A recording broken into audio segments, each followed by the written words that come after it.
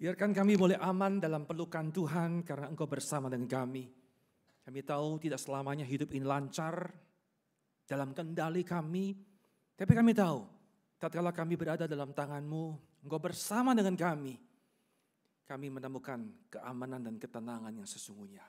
Terima kasih untuk Bapa yang baik. Terima kasih untuk firman yang Kau berikan yang menjadi pedoman yang boleh kami percaya di tengah-tengah dunia.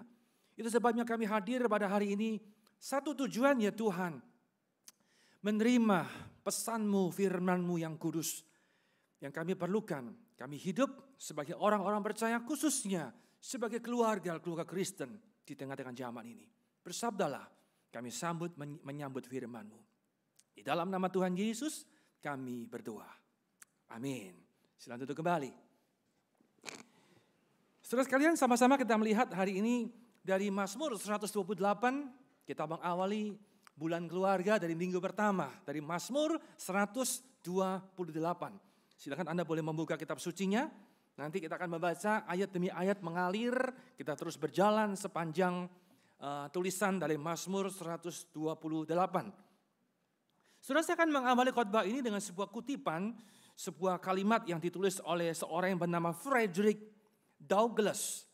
Seorang yang memberikan tulisan yang saya kira patut kita pikirkan baik-baik. Dia berkata, lebih mudah membangun anak-anak yang kuat daripada memperbaiki orang-orang dewasa yang sudah rusak. Saudara jangan salah paham ya. Ketika membaca ini kemudian Anda berpikir, waduh ini orang-orang tua tidak bisa ditolong nih. Ini orang-orang dewasa udah nggak ada hope lagi nih. Kemudian beralih kepada anak-anak muda. Tentu tidak, saudaraku, tidak. Injil Tuhan untuk semua manusia, semua usia. Tapi kita perlu sadar bahwa kita mengakui bahwa sesungguhnya orang-orang dewasa notabene sulit berubah. Amin. Yang tua menjawab amin atau yang muda itu? Kita mengaku dengan jujur orang tua itu, orang dewasa itu pola pikirnya udah kebentuk. Mindsetnya sudah settle. Dia punya habit dari kecil sampai sekian puluh tahun. Gak mudah diubah, gak mudah. Kalau Anda terbiasa makan dengan tangan kanan, satu hari dipaksa dengan tangan kiri. Bisa? Bisa belepotan. Tulis dengan tangan kanan, terbiasa dipaksa dengan tangan kiri. Bisa? Cek Anda gak diakui oleh bank. Artinya apa? Gak mudah mengubahnya. Saya diajak sama semua, yuk kita kalau holiday ke negara yang kemudian setirnya sebelah kiri. Waduh, saya bergumul setengah mati. Bergumul karena tidak terbiasa. Tidak mudah. Tapi kalau masih muda mungkin lebih elastis. Lebih mudah menyesuaikan. Jelas sekali. Itu sebabnya memperbaiki generasi muda. Anak-anak yang masih polos. Yang masih lugu. Itu sesuatu yang lebih mudah untuk digarap. Itu sebabnya sebuah kalimat yang mengatakan yang saya kira kalimat yang sangat baik sekali. Saudara jangan berpikir, jangan bertanya bahwa apakah saya meneruskan sesuatu kepada anak-anak yang Tuhan percayakan. Saudara jangan bertanya kalimat itu, saudara. Kalimat pertama itu pertanyaan yang sangat dangkal. Kalau hanya bertanya, apakah saya meneruskan? Jawabannya pasti iya. Semua orang tua pasti meneruskan sesuatu pada anak-anaknya, pasti. Pertanyaannya adalah, apa yang saudara teruskan? Itu lebih esensial daripada sekedar pokoknya saya beri. Pertanyaannya apa yang Anda beri itu? Kontennya itu jauh lebih fundamental. Dan itulah tema hari ini, legacy. Bagaimana kemudian kita sebagai orang tua meneruskan kepada anak-anak kita? Bagaimana kita menanamkan sesuatu dalam diri anak-anak? Dan bagaimana kita kemudian membangunkan sesuatu di dalam diri mereka yang masih muda itu. Setelah ini poin utama, saudara. Itulah tema hari ini. Bagaimana orang tua yang godly, dia meninggalkan sebuah legacy. Dia membangun sebuah legacy di dalam diri generasi di bawahnya. Ya, itu sebabnya dari Mazmur 128, kita akan coba menelusuri ada 3 hal yang saya mau bagikan pada hari ini. Apakah konten ini? Apakah yang seharusnya orang tua itu wariskan kepada generasi yang Tuhan percayakan? Yang pertama, yaitu Ini kalimat kedua tadi ya. Yang pertama adalah the righteous life. Kehidupan yang benar. Kehidupan yang benar. Bersama dengan saya membuka Alkitabnya dari pasal 128 ayat yang pertama. Semua boleh membaca? Sudah saya ketikkan di sana 1, 2, dan 3. Berbahagialah setiap orang yang takut akan Tuhan. Stop dulu. Sangat jelas. Inilah satu profil yang dimunculkan oleh penulis Mazmur ini yang mengatakan berbahagialah. Sudah kata berbahagialah adalah kata yang sangat dominan yang muncul berulang kali di dalam Mazmur. Mazmur 1 dibuka dengan kalimat berbahagialah, diberkatilah. Pertanyaannya, seperti apa sih keluarga yang diberkati, orang yang diberkati oleh Tuhan? Khususnya yang the righteous life itu. Kehidupan yang benar seperti apa? Jelas dikatakan orang yang takut akan Tuhan. Sudah apa takut akan Tuhan itu? Takut bukan dalam pengertian negatif. Ketemu Tuhan kemudian dulu kita takut, kita ngeri. Seperti ketemu polisi. Bukan saudaraku. Takut di dalam pengertian sebuah rasa kagum. Sebuah rasa salut. Sebuah rasa gentar yang bercampur aduk dalam hidup seseorang. Sederhananya. Satu rasa respect. Dia hormat. Dia kagum kepada Tuhan. Sudah inilah arti orang yang takut akan Tuhan. Lebih jauh, bagaimana pemazmur menggambarkan, Alkitab menggambarkan orang yang takut akan Tuhan itu. Saya mengutip Amsal pasal 9. Di sana penulis Amsal mengatakan bahwa ternyata orang yang takut akan Tuhan itu adalah orang yang mengenal Tuhan. Amsal 9 ayat 10 mengatakan, takut akan Tuhan permulaan hikmat. Mengenal yang Maha Kudus adalah pengertian. Saudara perhatikan yang berwarna kuning itu paralel, diparafraskan. Takut Tuhan disejajarkan dengan apa? Mengenal Tuhan. Dua hal ini tidak terpisahkan. Dua hal ini melekat, menyatu. Itu sebabnya orang yang takut akan Tuhan adalah orang yang pasti dia mengenal Tuhan. Ketika seseorang dia mengenal Allahnya yang dia sembah, yang kepadanya dia beribadah setiap minggu, dia sadar dia adalah Allah yang kudus, dia adalah Allah yang baik, dia adalah Allah yang berdaulat, dia adalah Allah yang memegang kendali atas hidup manusia. Saudara perhatikan, semakin dia kenal Tuhan, semakin dia kenal Tuhan, pada sisi tertentu dia mulai mengenal dirinya. Wah, kalau Allah begitu besar sekali, terlalu kecilnya saya. Kalau Allah adalah Allah yang di luar kekuatan siapapun, saya adalah manusia yang rapuh sekali. Dia Allah yang suci, siapa saya? Saya adalah orang yang berdosa sekali. Saya melihat orang yang takut akan Tuhan, dia kenal Tuhan, pengenalan akan Tuhan akan menuntun dirinya, mengenal diri sendiri. Dan titik itulah dia mulai bisa menghormati Tuhan. Jadi saya bercerita, saya bagikan sebuah kesaksian. Saya pernah bertemu dengan bersama dengan seorang jemaat, kemudian diperkenalkan dengan tamunya. Ini adalah pendeta gereja kami. Wah, kami perkenalan saudaraku. Tamunya mengatakan, wah, Bapak pendeta ya. Ternyata masih muda, udah jadi pendeta ya. Waduh, ini hiburan bagi saya saudaraku. Saya paling takut kalau ketemu jemaat atau ketemu tamu ya. Oh pendeta ya, saya kira kamu businessman. Wah itu saya paling berbahagia. Oh salah, itu paling menyedihkan saudara ya. Saudara-saudara sekalian, saya perhatikan setelah dia mengatakan, oh pendeta ya. Langsung mengatakan, ayo Pak Pendeta, kita makan sama-sama. Kehormatan bagi kami, senang sekali lo bisa makan dengan pendeta. Apalagi nanti didoain sama pendeta ini. Saya melihat, ketika dia mulai mengenal, mulai muncul rasa respect. Betul? Mulai kenal. Oh ini dokter ya, lokun ya. Wah gak main-main saudaraku. Kalau dulu, lu siapa? Begitu tahu, oh dia dokter spesialis, dia dokter yang ahli. Wah beda sikapnya, responnya beda. Betul? Sama dengan Tuhan. Kalau kita kenal Tuhan, Tuhan seperti apa?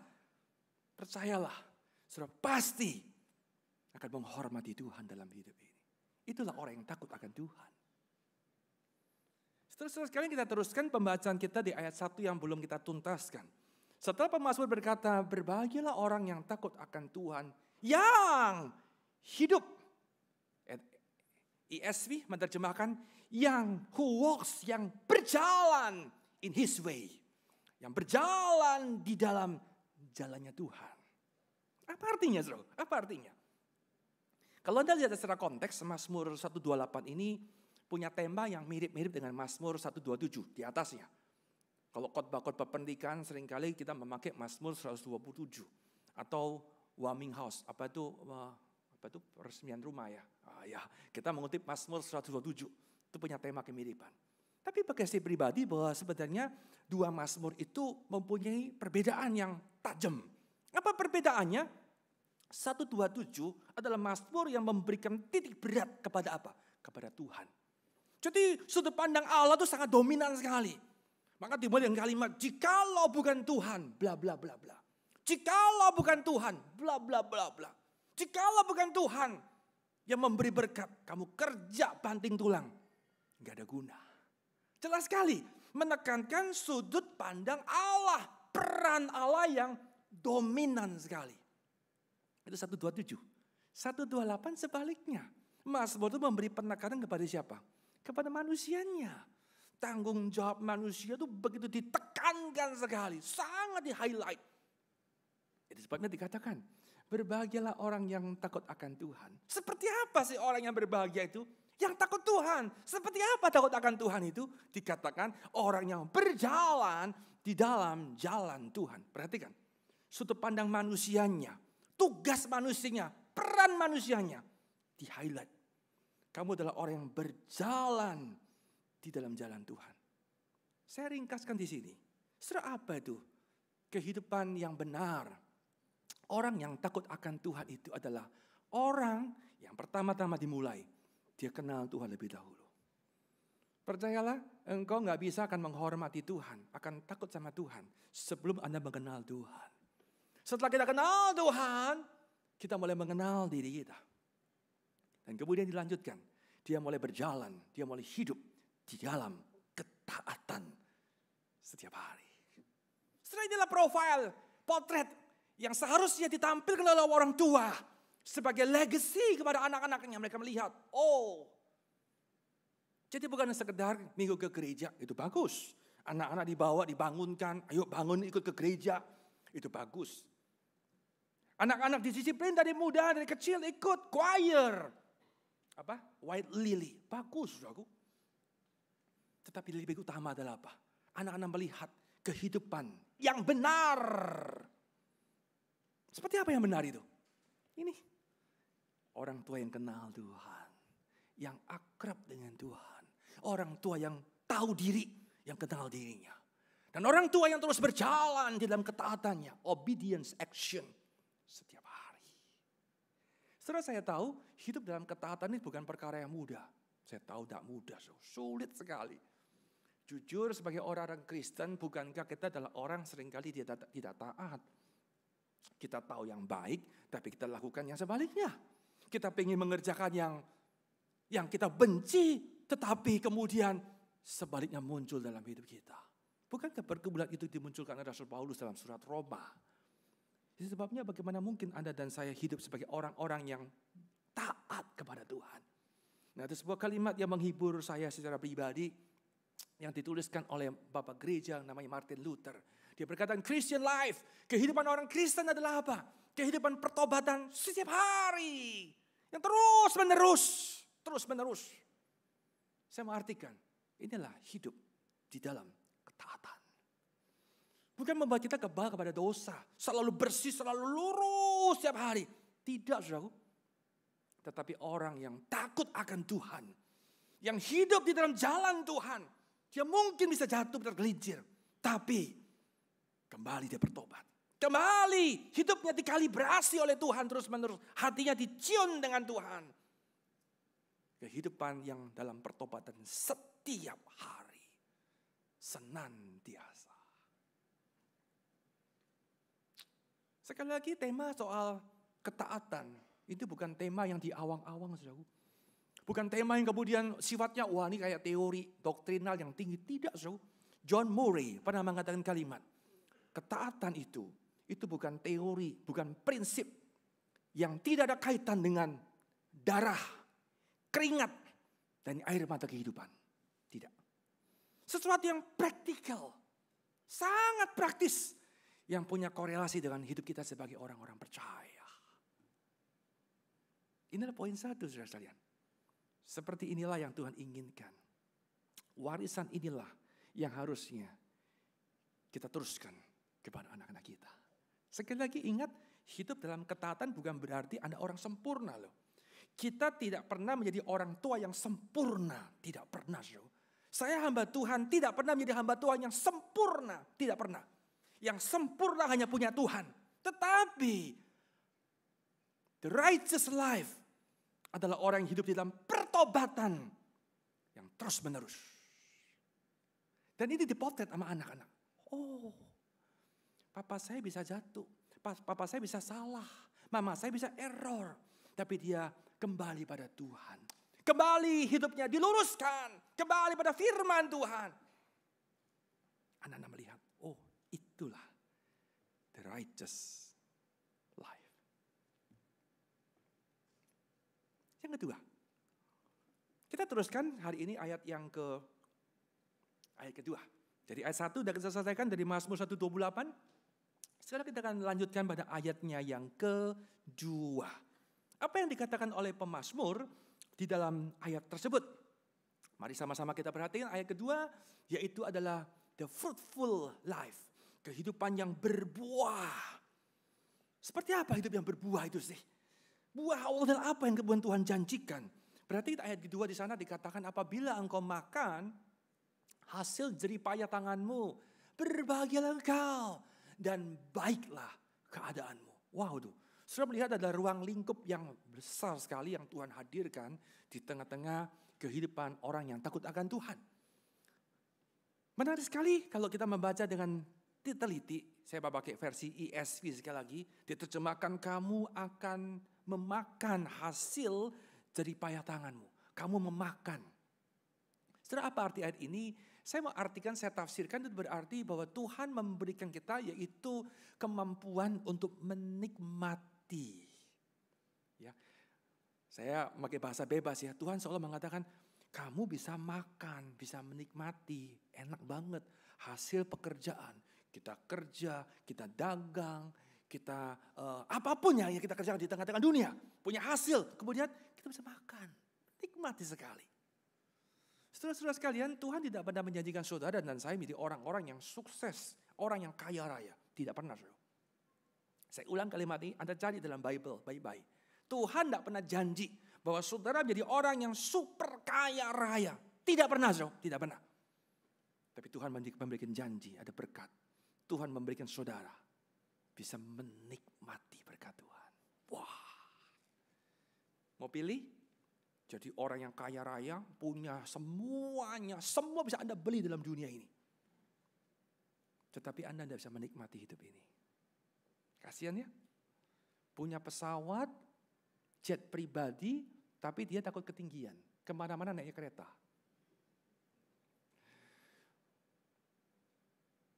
Punya makanan limpah dalam rumahnya, tapi apa dokter? Kolesterol, trigliserid, asam urat, darah tinggi, diabetes, apalagi dokter yuk. Dijelaskan lagi panjang. Semua hasil lab sempurna, merah semuanya. Oh bukan merah, bintang bertaburan bercahaya. Bisa makan? Bisa, tapi obatnya juga kenceng obatnya. Akhirnya takut juga. Bisa menikmati hidup? Apa guna kekayaan? Betul? Pilih kaya atau pilih menikmati hidup? Menikmati, saudaraku. Itu sebabnya perhatikan. Kata jerih lelah payah tanganmu. Ini sesuatu yang wajib. Sesuatu yang harus terjadi. Tidak ada orang Kristen kemudian hidupnya santai-santai, goyang-goyang kaki. Oh enggak, tidak pernah. Saudara dan saya diberi mandat oleh Allah bekerja. Berjerih lelah di tengah-tengah dunia. Mengerjakan karya Allah di tengah-tengah dunia. Wajib, wajib sekali. Tetapi memakan hasil, menikmati hasil, itu anugerah Tuhan. Tidak semua orang mendapatkannya. Itu sebabnya inilah kehidupan yang berbuah. Apa yang pertama itu? Yaitu, saya mau memberi istilah, yaitu sudah mendapatkan fulfillment di dalam pekerjaan. Mendapatkan buah, berkat dalam pekerjaan. Apa artinya? Bukan soal berapa besar yang Anda dapatkan. Bukan berapa besar yang kita nikmati. Bukan. Tetapi kita mampu puas. Kita mampu mensyukuri. Kita mampu menikmati apapun yang Tuhan berikan. Tidak soal besar atau kecil. Itulah berkat yang luar biasa. Itulah buah yang Tuhan hadirkan di dalam pekerjaan kita. Luar biasa sekali, saudara. Nah, berikutnya bukan hanya berkat fulfillment dalam pekerjaan. Yang kedua, fulfillment dalam apa? Dalam pernikahan, saudara. Dalam pernikahan. Pernikahan kita pernikahannya luar biasa, yang fruitful. Keluarga yang fruitful. Seperti apa? Kita teruskan ayat ketiga sama-sama. Ayo, yang bapak-bapak, boleh mengeluarkan suara bersama dengan saya? Baca yang keras-keras, supaya orang sampingmu mendengar apa yang kau bacakan. Setuju? Yang belum punya pasangan, beriman saja. Sampingmu adalah malaikat Tuhan. Yang bapak membaca dengan saya yang pria, 1, 2, dan 3. Istrimu akan menjadi pohon anggur yang subur di dalam rumahmu. Stop dulu ya. Wah, pernikahanmu digambarkan seperti punya istri pohon anggur. Pohon anggur ini punya tafsirannya luas, banyak sekali tafsirannya. Jadi apapun Anda mau tafsirkan, kita boleh mendapatkan pesan di situ. Minimal saya tafsirkan pohon anggur bicara soal apa, seringkali mengaitkan dengan kesuburan. Kalau kita mendoakan mempelai, biarlah istrimu wanita yang seperti pohon anggur yang subur. Tuhan memberkati akan buah kandunganmu. Kesuburan, punya anak banyak. Selusin. Pan mau di bumi begitu ya. Saya diajar sama rekan kita. Musuh kalau selamat sama jemaat ngomong ya. Anaknya 2, besok 3 ya. Tahun depan 4 ya. Betul, subur. Tetapi saya kira bukan kesuburan saja yang ditekankan oleh pemazmur. Bukan, tetapi apa? Produktivitas. Istri yang berkreasi. Istri yang selalu punya hasil. Bukan orang yang pasif, bukan orang yang di rumah, bukan orang yang, mohon maaf, yang malas, yang gak mau kerja. Bukan, saudara. Nah, tafsiran yang lain, kata anggur ini adalah bicara soal apa? Kesukaan. Hakim-hakim mengatakan sesuatu yang menyenangkan Tuhan dan sesama. Itu anggur, saudara. Menyenangkan sekali, sukacita. Kehadiran istri yang menyenangkan, membawa kegembiraan dalam keluarga. Orang senang, aduh mama pulang. Atau mengatakan, dia pulang dia. Nah, hati-hati saudaraku. Saudara-saudara sekalian, satu lagi yang terakhir. Dikatakan di dalam rumahmu. Akhirnya mengatakan jelas, di dalam rumah saudara. Ibu-ibu, para wanita yang saya kasihi, sudah ditempatkan oleh Tuhan. Di dalam rumah, bukan di luar rumah. Amin. Kayaknya berat ya. Setelah para wanita, Anda bukan didesain oleh Allah berada di luar rumah. Yang terus keliling sepanjang hari dari pagi sampai malam. Dari satu mall, plaza, pasar, apalagi. Semua diputerin. Di dalam rumah. Ibu-ibu mulai sewot. Aduh, gak enak banget ngomongnya ini. Kayaknya nembak gua deh. Saudara-saudara sekalian, ini rancangan Tuhan. Jadi ibu-ibu boleh jalan-jalan enggak? Boleh. Boleh bisnis enggak? Boleh. Boleh karir enggak? Pasti boleh. Tapi sekali lagi apa artinya di dalam rumahmu itu? Berbicara komitmen dalam keluarga. Komitmen dalam keluarga. Ada prioritas yang paling utama. Bukan karena mengejar karir, karena mengejar hidup lebih bahagia, mendapatkan banyak harta benda. Kemudian kita mengorbankan komitmenmu dalam keluarga. Is wrong. Saudara-saudara sekalian, seorang pendeta yang namanya Campbell Morgan, itu pembicara pengkhotbah Inggris. Pengkhotbah yang luar biasa sekali. Nah, satu kali kita tahu bahwa pengkhotbah ini Campbell Morgan ini mempunyai 5 orang anak.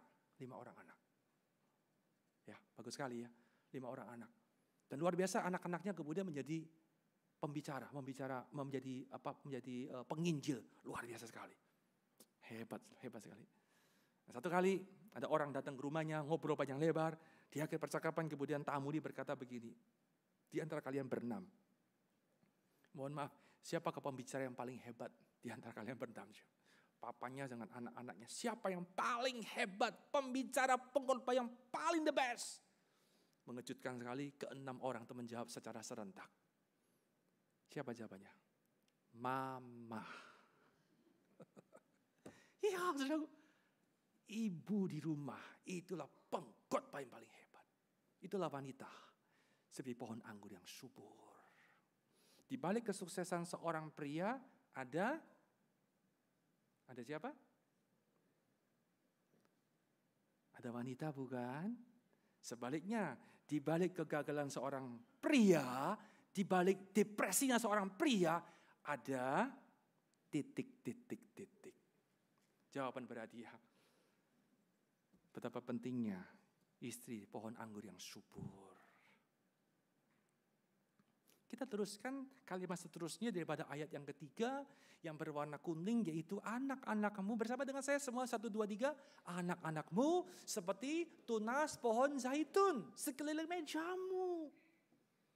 Menarik sekali bahwa anak-anak digambarkan seperti apa? Tunas. Tunas itu artinya tanaman-tanaman kecil, saudaraku. Berada di sekeliling tanaman besar. Maka dikatakan sekeliling meja. Anak-anak itu tunas. Tunas tanaman yang belum bertumbuh secara dewasa. Belum, saudaraku. Dia masih kecil, tunas. Tidak mencapai, belum mendapatkan kepenuhan potensi yang ada dalam hidup. Belum. Itu sebabnya seorang penasihat Alkitab yang namanya Boyce, dia mengatakan pohon zaitun itu membutuhkan waktu yang panjang, yang lama. Minimal 5 tahun, mungkin lebih. Baru bisa menjadi pohon yang besar, pohon yang dewasa. Sampai akhirnya memproduksi hasil. Jangan bermimpi, tanam 1 bulan, 2 bulan, 1 tahun, kemudian minta hasil. Mimpi, saudaraku. Pohon zaitun membutuhkan waktu yang panjang sekali. Itu sebabnya dengan sabar dikembangbiakan. Dengan sabar dirawat, dengan sabar ditumbuhkan terus. Sampai pohon itu besar dan kemudian usianya berabad-abad. Kalau nggak salah di Taman Getsemani di Israel ada pohon zaitun di sana. Usianya 2000 tahun. Tour guide mengatakan ini pohon sejak zaman Tuhan Yesus. Wah, itu bukan mitos, bukan ngawur-ngawur. Memang pohon zaitun usianya ratusan tahun, bahkan ada yang ribuan tahun. Jangan lupa pohon yang dahsyat itu. Yang sekarang di seluruh dunia memakai olive oil. Dimulai dari apa? Tunas yang kecil. Itulah gambaran anak-anak kita di rumah. Anak-anak yang nakal, yang bikin kita jengkel, yang bikin emosi orang tua. Ingat, mereka belum sempurna. Mereka perlu waktu yang panjang. Disinilah peran orang tua untuk apa? Melatih, membesarkan mereka, mendidik mereka, mengajar mereka. Sekaligus. Orang tua perlu memberikan ruang yang besar kepada anak-anak. Di dalam ruang inilah, di masa dia bertumbuh yang dari tunas, 1 tahun, 2 tahun, 3 tahun, 4 tahun, sekian tahun. Di dalam perjalanan mungkin anak-anakmu berbuat kesalahan. Mungkin bikin malu orang tua. Mungkin, sangat mungkin. Dia gagal bisnis. Dia gagal dalam hubungan dengan sesama, dengan pasangan hidup. Mungkin terjadi pacaran, putus, sedih, depresi. Saudaraku, orang tua harusnya punya ruang yang besar untuk anak-anak itu.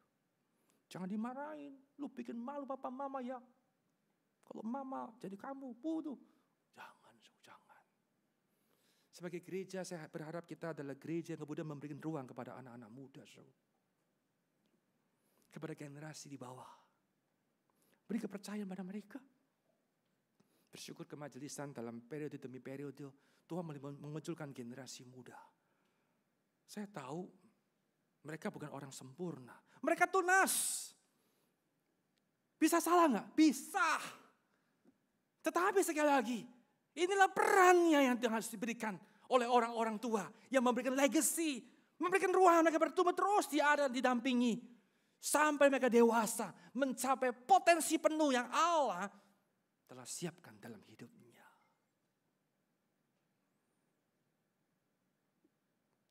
istri pendeta tadi yang namanya Morgan.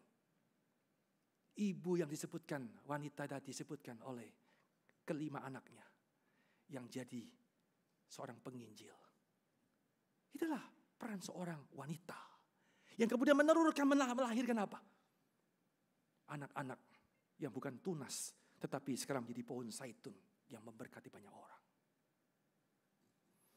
Saudara-saudara sekalian, inilah kehidupan yang berbuah, fruitful, di dalam pekerjaannya, dan kemudian di dalam pernikahannya, di dalam keluarganya.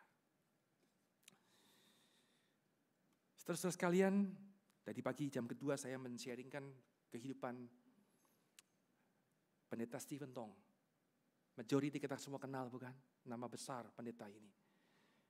Kita perlu tahu bahwa mama dari Pak Tong adalah seorang janda yang di usia yang muda, 33 tahun. Wah, masih muda. Hidupnya susah. Anaknya 8 biji. 8. Harusnya 10. 1 dikasih orang, 1 meninggal. Tinggal 8. 7 pria, 1 wanita. Miskin, susah.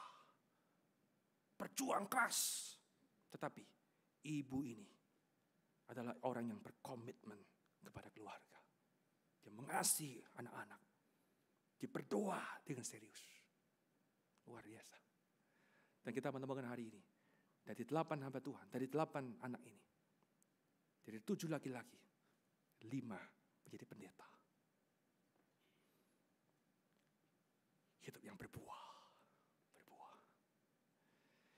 Saudara-saudara sekalian, sekali lagi inilah legacy yang harusnya dipotret oleh anak-anak kita. Seharusnya gereja menampilkan hidup seperti demikian kepada generasi di bawah. Mereka melihat. Yang terakhir, yang ketiga, yaitu kehidupan yang flourishing. The flourishing life. Hidup yang berkembang. Dan terus meluas. Terus melebar. Dengan kata lain adalah hidup yang menjadi berkat di tengah-tengah dunia ini. Kita teruskan ayat yang terakhir, ayat yang kelima dan ayat ke-6. Semua membaca dengan saya 1, 2, dan 3. Kiranya Tuhan memberkati engkau dari Sion, supaya engkau melihat kebahagiaan Yerusalem seumur hidupmu. Dan melihat anak-anak dari anak-anakmu, damai sejahtera atas Israel. Perhatikan yang berwarna kuning-kuning saya warnakan itu mempunyai arti yang penting saudara sekalian. Saudara-saudaraku, menarik sekali kalau kita membaca urutan kronologinya ini. Dimulai dari apa, saudara? Dimulai dari satu manusia, bukan? Pemasmur mengatakan berbahagialah orang yang takut akan Tuhan. Orang yang mengenal Tuhan. Orang yang mengenal dirinya. Orang yang terus berjuang hidup di dalam ketaatannya kepada Tuhan setiap waktu. Dari satu orang.